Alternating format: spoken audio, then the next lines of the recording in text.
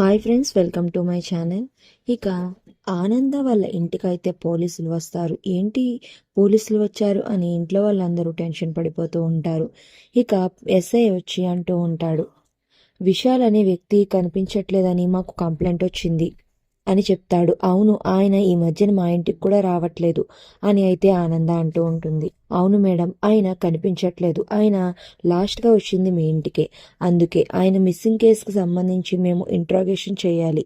దానికి మీ ఫ్యామిలీ మొత్తం సహకరించాలి అని అంటూ ఉంటాడు.